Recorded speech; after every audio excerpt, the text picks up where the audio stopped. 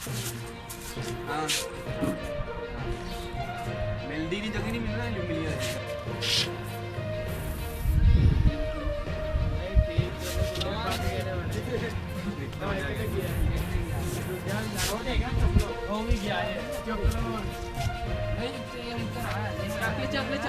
चला जा नहीं यार।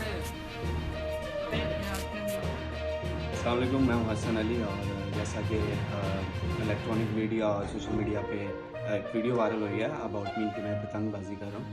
सबसे पहली बात ये कि मैं ये वीडियो पुरानी है और मैं कोई पतंगबाजी नहीं था कर रहा। जस्ट मैं नॉर्मल अपने घर पे भी नहीं था, मैं अपने गांव में गया हुआ था। वहाँ पे एक कटी हुई पतंग आ रही थी जिसको मैं पकड़ के उतारा था और डिस्पोज कर रहा था।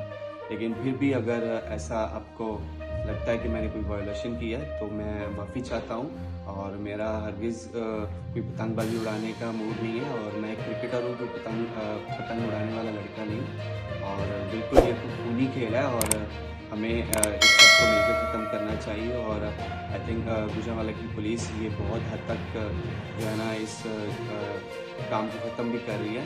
तो वंस अगेन कि मैं माफ़ी चाहता हूँ अगर आपको लगता है कि मैंने ये पतंगबाजी की है।